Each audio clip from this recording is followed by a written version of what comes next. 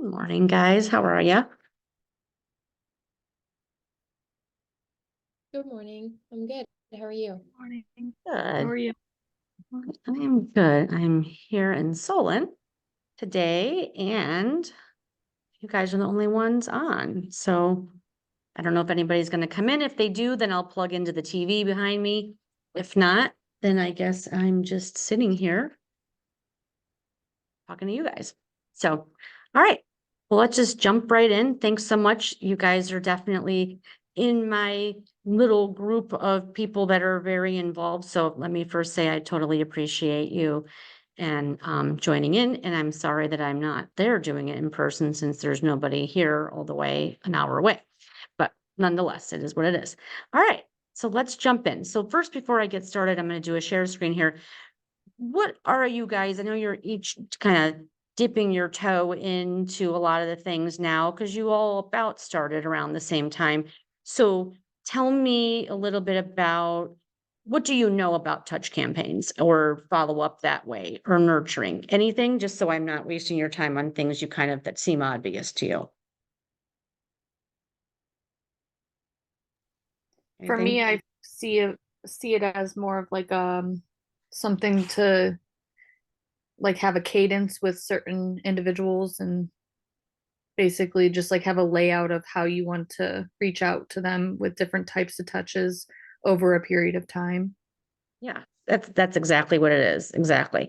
So do you guys have anything set up currently, or do you know what you need to be doing? So basically what I mean by that is as you've learned, and I think you all have, to start adding people into your command database, what then do you do? Like, what do you, I'm just trying to figure out where you're at right now with it so that we can then just, talk about how to move forward.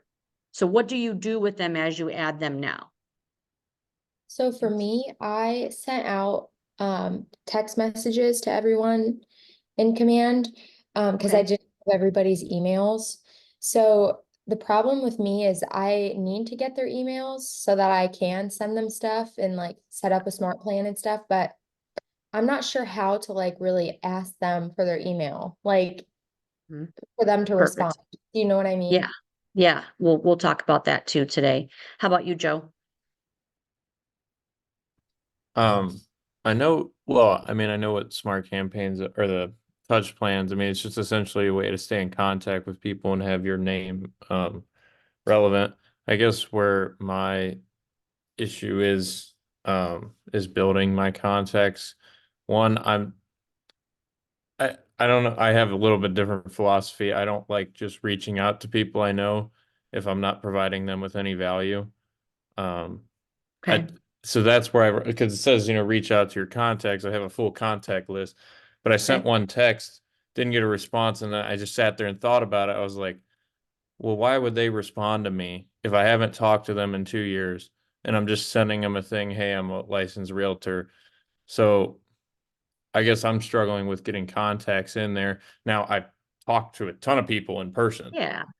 Yeah. but I don't have like the contact list, and like the contact list I want is people that are filling out stuff so they're actually interested in it. I don't want to bombard people I know um with a bunch of stuff if I'm not providing them value. And I love that. And that is one piece of it for sure. So we'll talk a little bit about that too. Remember this too. The reason why we start with your SOI partly is because most of these people actually they know us and if they were asked, would you want to help Joe? They would probably say yes, right? Like they wouldn't say, no, I don't want to help Joe, because you wouldn't have included them in somebody that you want to add to your database, right? Um, so let's talk a little bit about those scripts first, and then I'll dive into the actual touches. So as we're adding the people into our database, a couple of things if you're not doing this. You're putting all the information that you have, right? So like Bree said, she may not have everybody's email address. And why would you, right? Like if you haven't been emailing these people, then there'd be no reason to have their email address. So starting with this, I'm going to add them in and I'm going to put the information that I have. So if it's just their name and number, then it's just their name and number. And then you can always go back and audit that later and see how you can fill in those blanks. But you also want to make sure that you're tagging them. with some kind of a tag. How do I know them or something like that?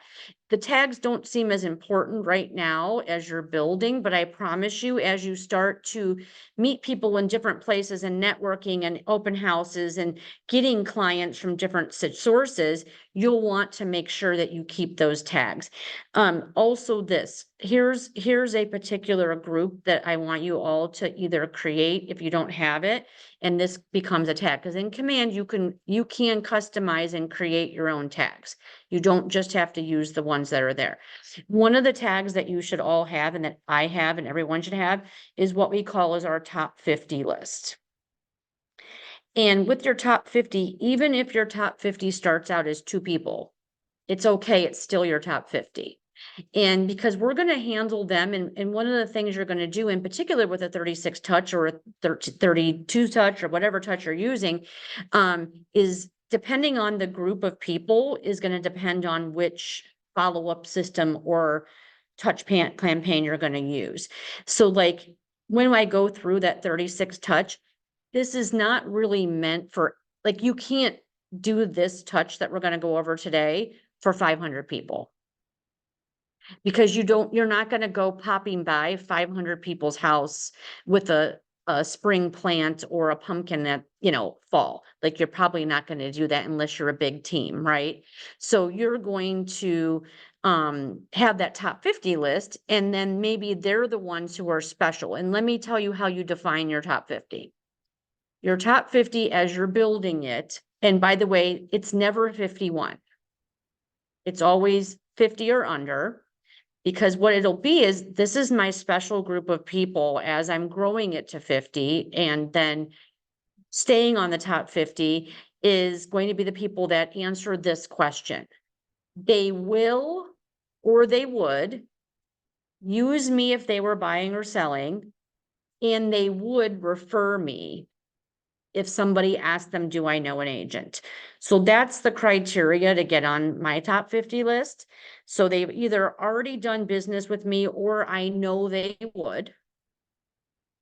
And so that doesn't mean every past client goes on there, right? Not every client is someone I want to put in my top 50. But they've used me repeatedly. And once you're in the business for a while, it'll develop and you'll start to see who those people are. Just like I just sold a house 4 and 2, someone I sold them their first house 10 years ago.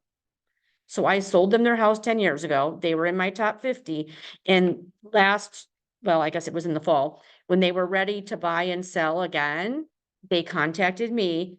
I set them up in a search. I listed and sold their house, and I sold them a house. So it took them 10 years. Some people it's a shorter time. And by the way, 10 years, I know it's crazy, goes by really fast. So we want those people to always think of us. And the reason that they thought of me is because I have them in my top 50 and I have them in a touch campaign. So they're regularly getting stuff from me. We were friends on social media and all of those things. So that's what you're trying to develop here by having a touch campaign in particular for that group, top 50. The reason it's never 51, like I said, is too hard to manage. So that means if I have a new referral from someone, then they might need to go on my top 50, and then somebody who has never used me or hasn't referred me or I haven't talked to in many years is going to get removed from that list. But first, let me talk about how to get email addresses, and then Joe will talk about the value thing. So Bree, the way you're going to do the contact to get to people that you already know to get their email addresses, there is a script in the drive.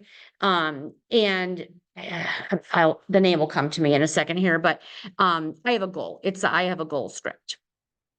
And so when you're starting to call the people that that are, they were worthy enough for you to put them into your database, them in some way.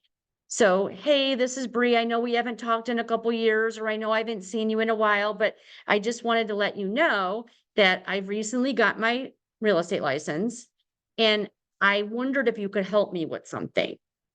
I have a goal this year to sell blank number of houses. This is in a script in the drive.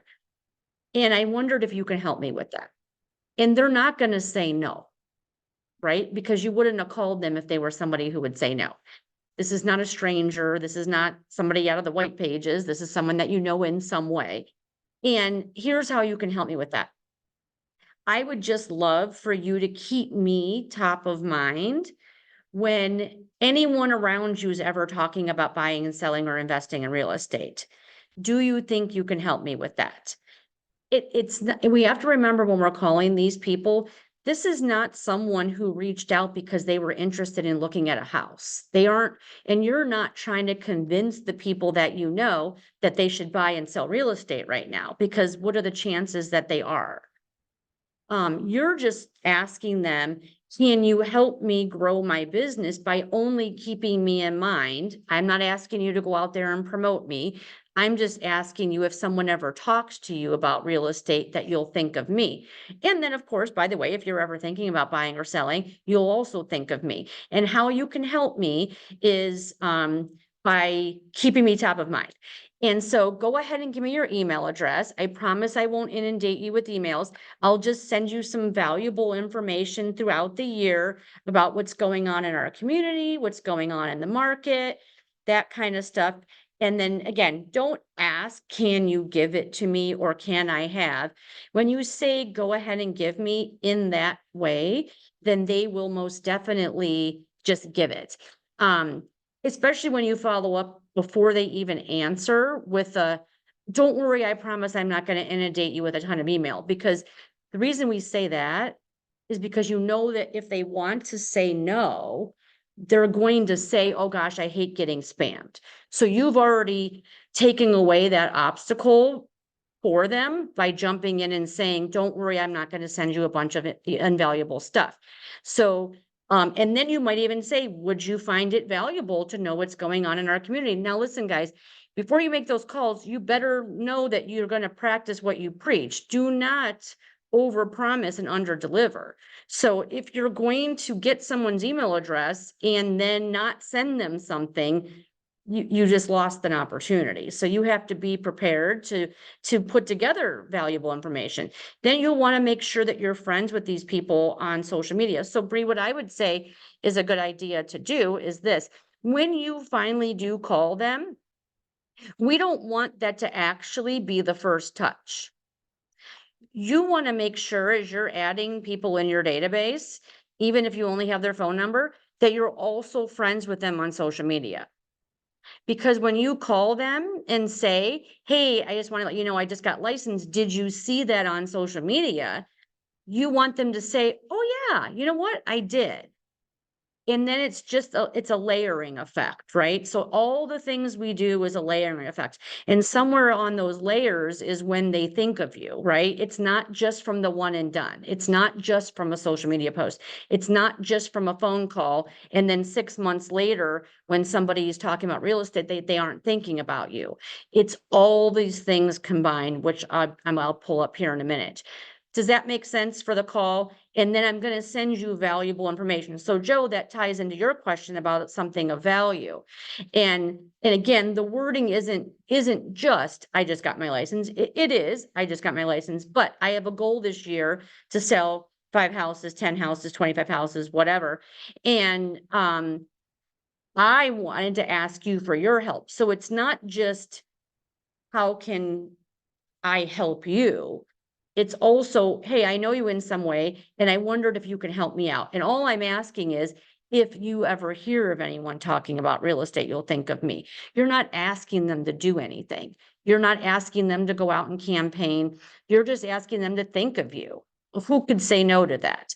And people actually feel like, ever have someone ask you a favor and you're kind of like, wow, they thought of me. Favors aren't bad things always, right? Like I feel good if somebody said, I thought of you because I know that you could help me with this thing. They feel like, wow, you really thought something more about me than I realized because you're enlisting me to help you, but in a very indirect way. But then the value becomes this. So to answer that part of the question is this, I would love to send you some great information about what's going on in the real estate market, as well as information about all these other things that you're going to send information about, which also is the content that you're posting on social media. So all the things tie together. So if I'm going to post about it, I'm also going to talk about it. And I'm also going to put that in my drip campaign as part of a outreach in a 36 touch in an email. So all those things, you don't have to have something different. You just have to decide what is the content? What kind of service am I providing? And one of the services is, hey, I don't know if you know that we're in such a fantastic seller's market right now. And I was looking into the area that you live, because by the way, we can find everybody's home address. We don't need their permission for that. So everyone that you add in your database, in particular, if you don't have their email address, but not instead of, you should be doing this anyway, go on the tax record and then pull up their address and then add that in too. That should also be added into command.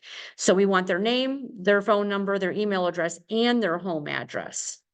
And then tag them how you know them. And then by the home address, then you can say, hey, a value thing, maybe Joe, you can do is, I don't know if you know we're in a seller's market, but I know where you live and I can tell you in that area based on the market, wow, your value is increased by 200,000 like in the past 4 years. Did you know that? Let me go ahead and send you the market analysis. And then that could be the value. That could also be the hook to get their email address. Does that make sense? And most people aren't going to say no to that. And by the way, those statements are pretty true. I recently did a market analysis on my own house, and I have increased 200,000 in the past 5 years. How do I know? Because I refinanced when interest rates were 2.7. So I know where my house appraised when I refinanced a couple years ago to what it is right now. If I listed my house right now today, I could get 200,000 more for it. So that could really, for one thing, that's valuable information, but that could also make someone say, oh crap, wow, I didn't think I wanted to sell or buy, but that knowledge really makes me think, well, goodness, if I could get that much more for my house right now, maybe I do want to think about moving.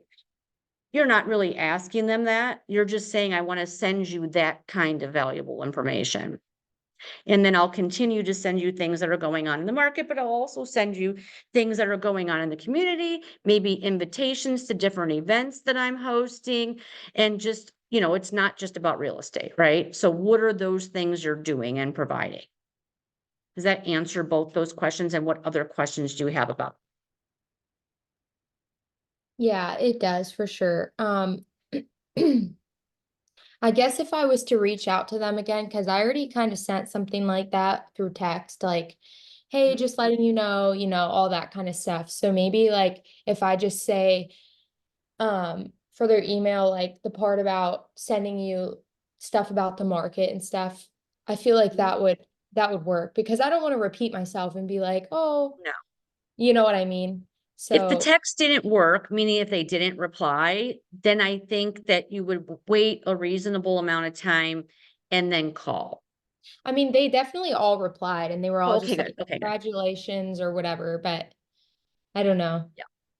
So anyway, how do you find the market analysis stuff? Like all those reports and stuff, like how do you find those? On the MLS. Oh, Yeah. So I can show you how to do a CMA of an area easily. We can work on that on Monday if you want. So okay. yeah, you can just, and practice with your own house too. You're just gonna put criteria in and pull the actives, contingents, and solds for the past several months, and then see what comes up. Okay. You can't get real specific like you would on a listing appointment. So like Joe shadowed me on a listing appointment, a week ago or something, whenever that was, over the weekend, maybe over the weekend. Saturday, yeah. Yeah. And so I was very specific, but I hadn't been there yet. So I was specific to the information that I had, right? So I got information online and I got information from the seller, so I could be a little bit more specific about the market analysis because I knew the condition and I knew some things. But even from that, we didn't know what we were going to walk into there. So it actually was better than I was expecting. So I was using the comparables that were a little bit on the higher end than the ones that I had that were on the lower end. When you're just pulling a radius or you're pulling an area for your SOI, you're not going to start questioning them about their house. They're going to say, whoa, whoa, whoa, I didn't ask for a CMA. You're just giving them a broad version of what's going on in the market and what the values are. They can plug and play, like, okay, these look like my house, these do not. Or if they want something more specific, then you can also do that for them as a service. But that's going to be a really broad CMA. Make sense? Yes, I also have a question too. I set somebody up on an auto search Mhm. yesterday. Okay. I think, yeah, it was yesterday. And I had reached out to her and I said, let me know what you think, you know, if these match what you're looking for, whatever. And she hasn't texted me back yet. I don't Yeah. really know what the follow-up text is to that. Like, Yeah, that's funny. I was actually about to 2 days ago, I was about to screenshot a conversation I have with a buyer right now and put it in the chat, but something distracted me and I didn't. So I have a new buyer referral from someone I know who's also a past client. And she has a friend who's a cash buyer and he's wanting to move here from Dover. And so same thing, I called her immediately and she was so grateful because I think it was like on a Friday night, it was like 8:30 and she was like, "Oh my gosh, thank you so much for calling me. You didn't have to call me tonight, but you do. There's urgency, especially when you get a referral." Let me also say this, and I'll get to answering your question, but it's worth saying. I then went on my phone and went on Starbucks app and I then sent a $25 thank you gift card to the person who referred me the lead. Also, Joe, the appointment we went on, that was also from a past client, right? You heard us talking about it. And so when Chrissy in that case gave me that seller referral, the very first thing I did was sent her a thank you Starbucks gift card for $25. The thank you for the referral is what's important. You do not wait until that person becomes a client and then buys or sells a house, because then it's a little self-serving. I'm only going to say thank you for the referral if it actually turns into a sale. You need the person who referred you business to know you're just grateful for the opportunity of this referral. I promise you that the couple bucks goes a long way. Both of those people were like, "Oh my God, you didn't have to do that. Thank you so much. You've done such a great job for us. That's why we thought of you." But I guarantee you, people love gift cards. It could have been $5 and they would have been grateful, but I wanted it to be 25 because I didn't want it to be cheap. In any case, then I set this lady up in a search. And not only did I check in and say, "Hey, does everything look okay for the search?" I get carbon copied every time that person gets an email with a new listing. I always check that box that says, "Send me a copy." And so the other day, I got a new listing for her and immediately, because when I got the email is exactly when she got the email.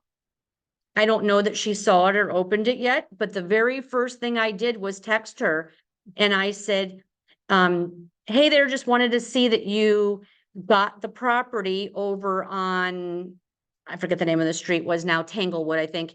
I wanted to see if you saw the property over on Tanglewood. It looks really nice.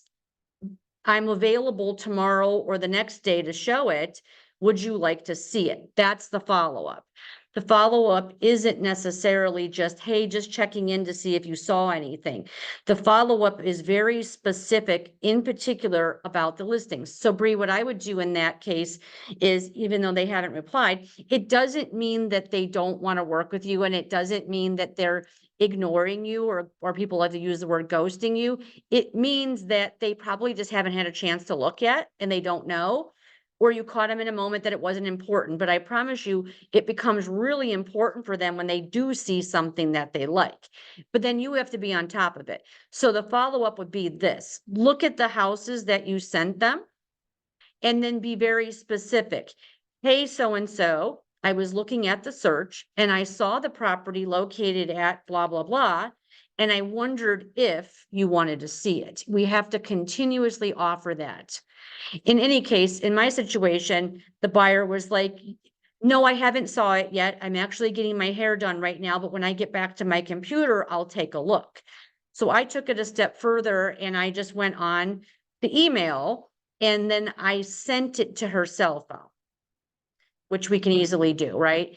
I don't know why she thought she needed to see it on a computer. She's at the hair salon. She's going to be sitting there for a while with that stuff on her hair so she could look at it on her phone. And so I sent her the link and said, hey, no worries. You don't have to wait till you get back to your computer. Here's the link. Let me know. Then she responded with, no, it's a little bit more outdated than I was looking for. No problem at all. But now that's another touch, right? So I'm staying in constant contact with her. One of the reasons that she was talking to the person that referred her to me about it wasn't this. It wasn't, hey, I'm thinking about buying, do you know an agent? It was this. Yeah, I've been looking for a house in Jackson and I'm paying cash. And this damn agent that I'm working with doesn't want to ever send me anything. And she's like, oh, well, I have a great agent that I can connect you with. And so, of course, my first question was, have you been out with that agent looking at anything? Have you signed anything? Are you agreeing to work with them? And all those things that we talk about in the LP Mama script. So that's how that conversation came to be. And I'm going to continuously look at her search and continuously follow up with hey, how about this one? Hey, how about this one? That's way better and it's way more effective than just checking in. All right. Let's jump into this, but anything else on that while I'm doing my share screen here?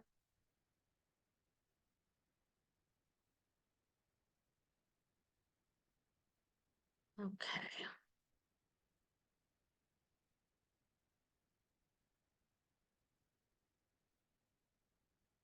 All right, so all this stuff is in the drive. I do want to start just with this little checklist that I created here. So this particular touch campaign is a 36 touch. And so this is meant for the course of a 12-month period, right? So this is kind of like your day one when you add someone to your database. This is the suggested touch campaigns that a lot of people use that are very effective. This is the one that I use. So this is how my 10-year ago people will still contact me when they're ready to buy and sell. And they've also sent me referrals, which is why they're still in my top 50 in addition to my past client. So we'll just run through it. Four of the 36 touches is a quarterly phone call. I'll say this, you'll get to know who prefers a text from a call. But some people really do like a call, and a call is your most effective way of communicating. Make sense? Other than a face-to-face. So a phone call is going to definitely get you miles than just a text. I'm not against text messages. When we're doing things in a mass way, the text is very effective. We can get it out to a lot of people. And if it's someone that you know only responds to text, or maybe I've called them and they've never called me back. And so maybe they'll respond to a text message. So, and also this, we all have a comfort level about things like this. I get it.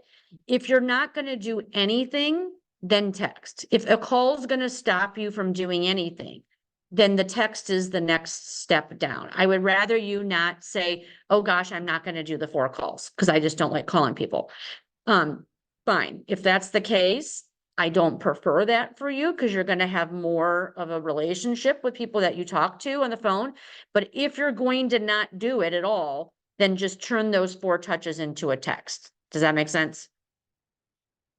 I'm not giving you a free pass to skip the phone call. I'm just saying if you're not going to do it, then text. And we have scripts for what those calls should look like. The first one is I have a goal. That's your first call. I have a goal this year. And it doesn't even have to be because it's your first year in real estate. That eventually is going to happen. That is your second year. So the I have a goal script can work for you multiple times. You're just changing the wording. And so that's your first touch with the 4 calls. Then the next one is just kind of a seasonal check-in. We have something called the Ford script. FORD. That stands for family, occupation, recreation, and dreams. So make sure when you're making these calls, I do make calls from my car a lot, but make sure if you're not doing it from behind your computer, you make sure that you make a note about how that call went, because you want to add those notes in. What did we talk about? What do I know more about this person? That kind of thing. A Ford script can also include, so Ford, that means, family. So, hey, it looks like your family is growing. Hey, I saw you got engaged on social media. That's family. How is the family doing? That's family. Dreams might be the last time we talked, you said you guys were saving up to go to Europe, or, you said you were going to be changing jobs and you were getting your dream job, or dreams are just those things. What did we talk about that are things that you're striving for? That's how you're using the Ford script. So when all else fails and you don't know what you're calling about, use the Ford script. They don't know you're using the Ford script. It's not unusual to say, how's your family doing? Hey, did we ever talk about what you're doing for a living now since you've graduated? Like that's a call, that's a conversation. Or I know that you just started a landscape company, or how's that landscape company going? That's occupation. And then recreation would be oh, I saw that you just went on vacation, or you got a new dog, or any of those things. We need to be friends with all of these people on social media. It makes it so much easier. So that's part of it too. So again, I want their name, number, email address, and home address. And I also want to be friends with them on social media. That's the things we're striving for. And we're going to try to make that all happen. And that includes a couple of different sources of social media. That would be Instagram, Facebook, Snapchat, whatever. It should most definitely be Facebook, because that's where most of your people are going to be posting things and talking about things that are people that are of an age or are going to be buying and selling houses. Then another call could be a seasonal call. Hey, hope you just wanted to call and wish you happy New Year, or an invite to something. Hey, I'm going to be doing this event, or hey, I wanted to invite you to something that's going on in the community, or even this. I'm putting together a content for the amphitheaters around town, what their schedules are. Would you like me to send you a copy? I mean, those are the creative ways we come up with content, but also have a call. And maybe you already mailed them something, and then you're following up on that. Hey, did you get that market snapshot that I sent you last week? Just wanted to check in to see, wow, can you believe how much the market's changing, or whatever. Those are the call topics. Definitely this, when you're sitting down and making your calls, you need to have a list of who you're calling. It cannot be loosey-goosey. This is a job, right? And if you are employed by someone, which you are, it's you're employed by yourself. Would you go to work and not know what you're doing? Would you go to a job if you were a telemarketer and not know and have a list of the people that you're calling? And then what you're calling about. It cannot be on the fly. It needs to be very deliberate and planned. This is my 5 people I'm calling today, or 10 people, or whatever. And this is what I'm calling them about. It makes it real easy if you can group everybody to be the same topic each time, so that we're not forgetting what we're calling about and then this person is something different. Do the calls make sense? Any questions about that before I move to the next touch?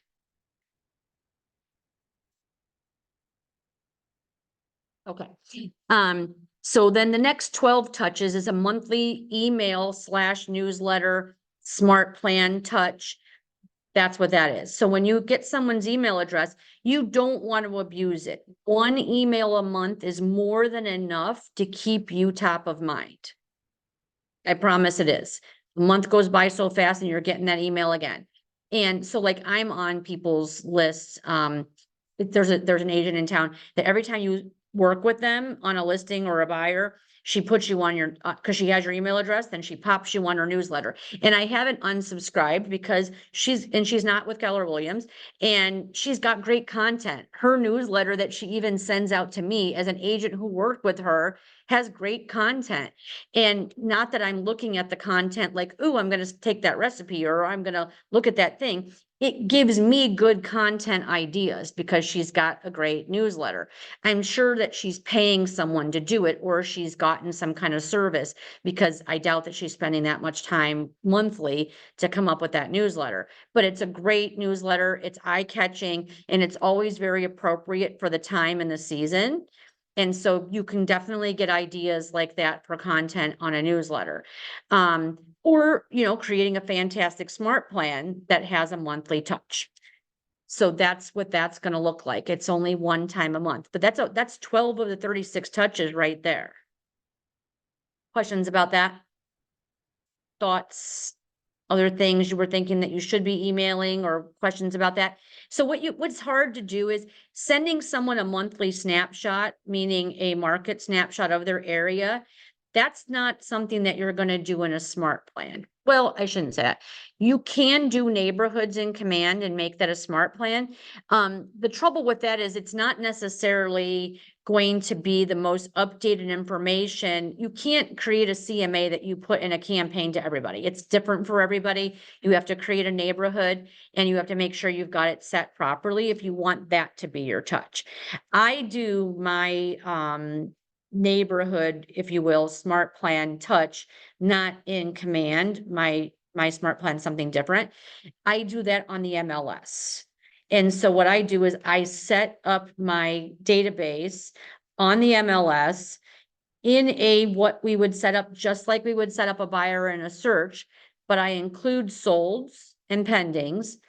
And I base the criteria on the area that they live. And I have it set to get monthly, not instantly. Does that make sense? Are you following me on how to do that? If you know how to set up a search, then you understand what I'm saying with that. All right. Yeah. Go ahead, Bree. Go ahead. Oh, I was just saying, yeah, I understand. Okay, perfect. Thank you. All right, the next 4 touches are direct mail, which could be like a magnet calendar, something holiday related, a seasonal card, a birthday card, a happy anniversary. This is the year anniversary that you moved in your house, or we sold your house, or any of those number of things. It could be something about the market. This is a mailing. This is also could be a handwritten note card. So after your phone call touch, then is a mailing. So I called, and I said I had a goal and blah, blah, blah, blah, and all this stuff. And then how do you expect them to keep you top of mind or refer you if they don't have like a business card or something? So that's where the magnet calendars come in nicely, or a handwritten note card. I enjoyed our conversation so much the other day. Thank you so much for taking the time to chat with me. I thought I would include a couple of my business cards. Keep it short, keep it simple. People are more likely to read a handwritten note card than they are a flyer. They're more likely to read a handwritten note card if you keep it to 3 sentences or less. I don't know about you, but when I see something that's paragraphs, I'm out. So people don't want to spend time reading a bunch of stuff. So if you want them to get the point quickly before they throw it away, either bullet point it or make it a short little paragraph. And again, I know that all those things are money involved, because then you have postage and stuff like that. But again, the most effective thing you can mail to someone is a handwritten note card. So I write 10 handwritten note cards a week, 10.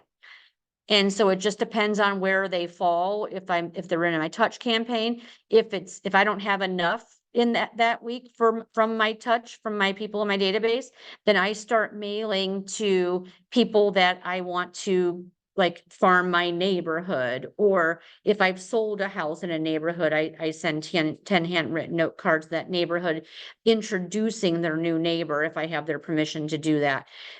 There's all kinds of ideas. So when someone says to me, oh my gosh, I don't know who would be my 10. And by the way, it doesn't have to be 10. Here's what's more important. It's the consistency of you doing a thing that's going to get you business. It's not about the number. If you say I can only commit to making 2 phone calls a day, I would rather hear you say I will make 2 phone calls a day for 5 days than to set yourself up for failure saying I'll make 20 calls a day and we know you're never going to do it. 2 is equally as good as 5 if you're consistent, and then maybe you build on it. Maybe then in 6 months you can make it 5. So of course you're going to get more business out of 5 than 2 and 10 than 5. But if you're not going to do anything, and that's what I have found as a coach, is people will do all of it or they'll do none of it. And if it's too big of a thing, they'll do none of it. So if you have to chunk it down and make it smaller to do it, then do that. So a 36 touch could be a 12 touch. It's more important that you're doing something consistently, if that makes sense. So the direct mailing, again, the most effective handwritten note card. I do the magnet calendars every year. And they always get me at least one piece of business every single year, which is why I continuously send them out. Seems like a simple thing, but people do keep them. Next 12 are social media touches. That doesn't just mean posting. So we do need to post regularly, right? But that's a whole nother class. 12 social media touches is not just liking 12 people. By the way, liking is the most ineffective way of staying in touch with someone on social media. You must also comment. Not everyone's sitting there looking at who liked their post, especially if they have 100 likes. That also doesn't kick the algorithm for you. It's the comments and then the engagement. Was anybody at Legacy on, oh, it might have been a mastermind. Was anybody on the social media class that was on yesterday? You might not have been. I was, and I did screenshot some really good information. And one of the things that he talked about was engagement on social media, meaning doing things that causes conversation. You need to get people, making comments. So that includes you engaging with their post and then them engaging in yours. And I'll screenshot this stuff a little bit later today. I hope that class was recorded. In any case, when you're doing posts on social media, you need content that people are going to comment. You need a hook to cause people to comment and ask questions. You'll notice that when agents post houses for sale, they never put the price because they want someone to ask, what's the price? It causes engagement. So when you go on someone's social media, and we should also be growing our social media constantly. So you need to be friend requesting a crap ton of people every week. We need to grow it. It doesn't matter if people don't accept. It doesn't matter if people say, how do I know you? Like whatever, most of the people are going to accept. So making some time out each day or each week to grow your social media, to be posting very deliberately, and then liking and commenting on other people's posts. I'll also add this, and I probably should have put this here, is I don't just comment, I comment and then I ask a question, because what that does is it causes them to reply. So, hey, Joe, what a huge dog. What kind is it? That's a simple comment to somebody's post. Golden Retriever. Awesome. And sometimes it might be obvious. What a cute dog. What's her name? I have the kind of dog that everybody, whoever sees her always says, oh my gosh, what kind of dog is that? Because she's a Newfoundland and people don't recognize a Newfie all the time. Plus she's massive. So it causes a lot of conversation. I should post her more often than I do. Anyway, next one touch, pop by, drop. This is once a year. Pop by with a fall pumpkin or a spring flower and make sure that you include your business card. So whenever I do the pumpkins in the fall, I just buy the little ones.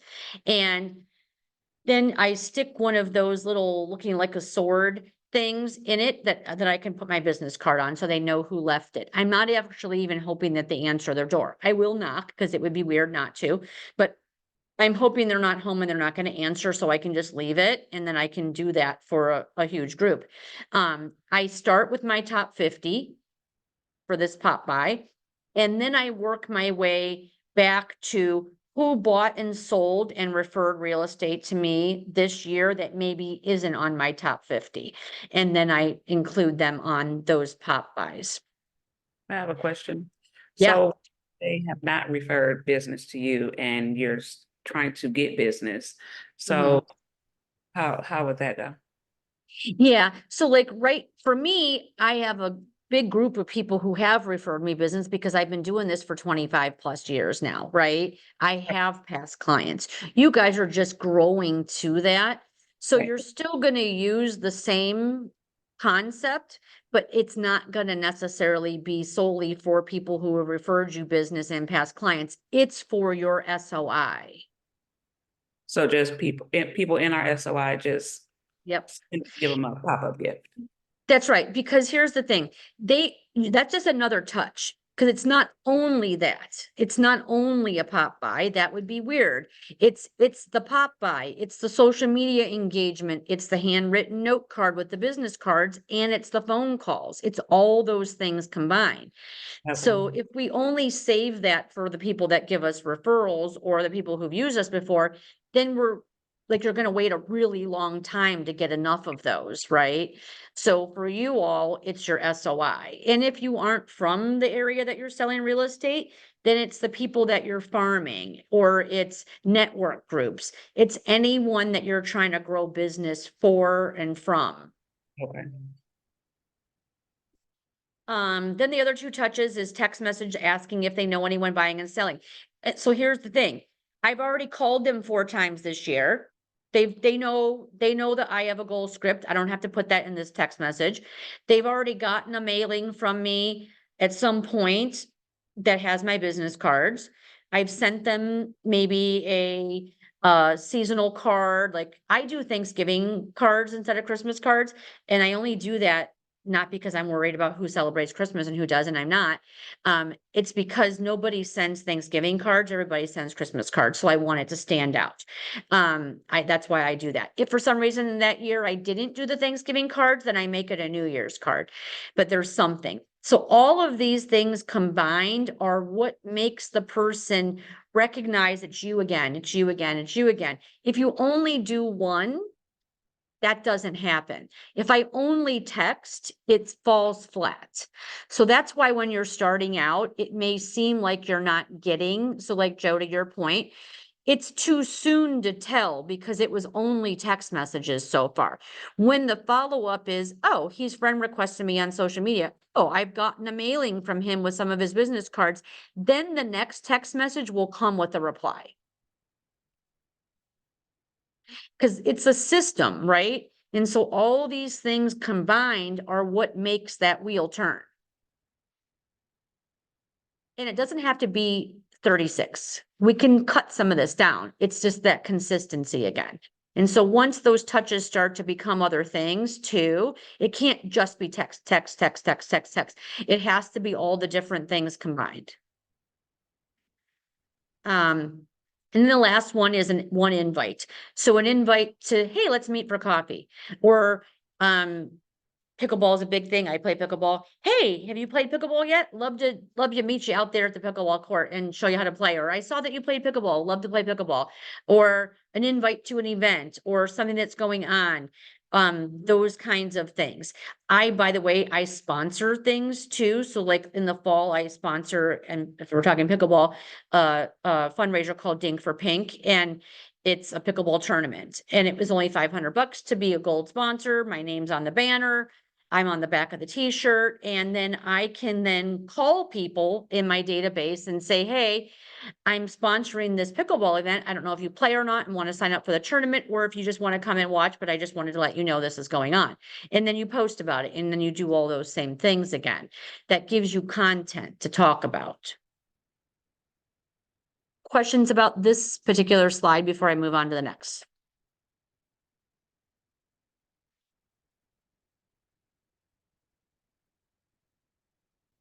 way here. Ah.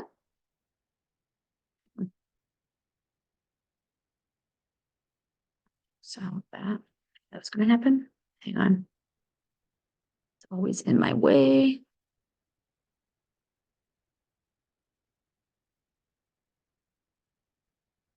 Sorry, guys. I can't get this toolbar to get out of my way. Next button out of the way too. That's not working. Ugh. Move.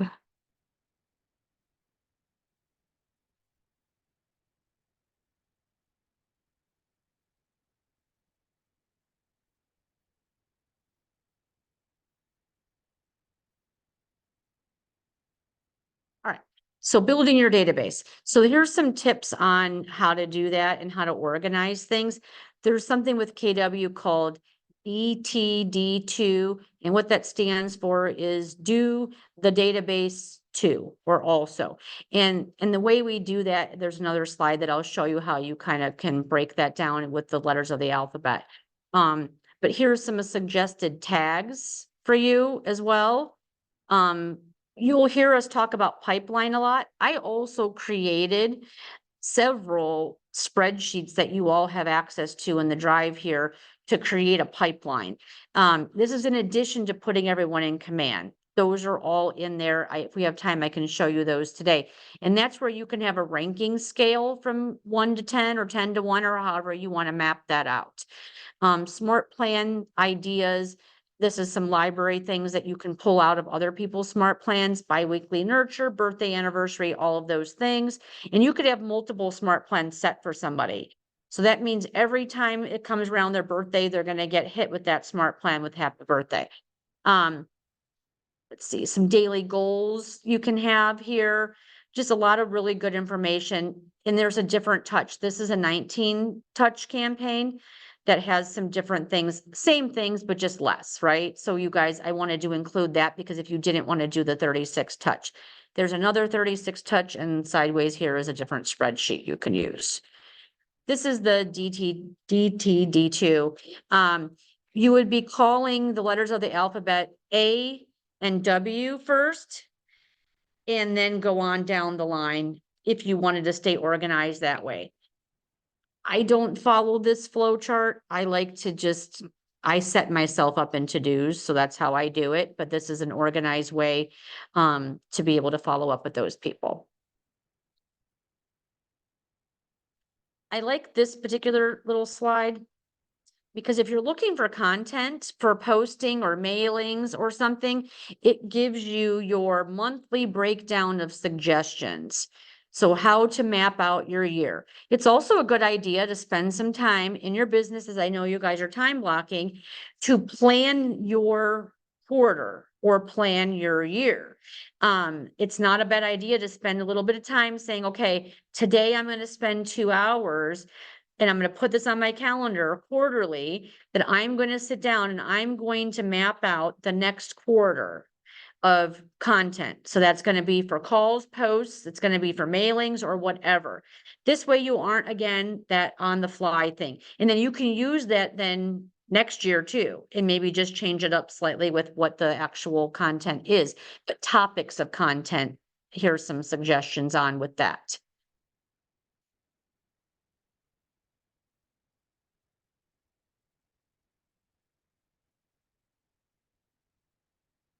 And then here's just a blank chart you could use for that activity. So it wouldn't be a bad idea. Big teams do this, by the way, where they sit down towards the end of the year and plan the whole year out. What am I going to have content for January, February, March? So for you guys right now, as we're at the end of May, might be a good idea this week to say, okay, what's my content for June, July, and August? And then you can do the rest of the year put it on your calendar in August to plan the rest of the year. Using some of those examples or coming up with ideas from things that other people are doing. Questions? Real quick, I just want to show you this pipeline. I think I put it in here. Here we go, pipeline tracker. This is not instead of, this is in addition to putting people in command. And I just kind of gave you an example of what would go on here. Today's date, their name, their phone number. If they're, oh, this is the pipeline report for people that are actually looking to buy and sell.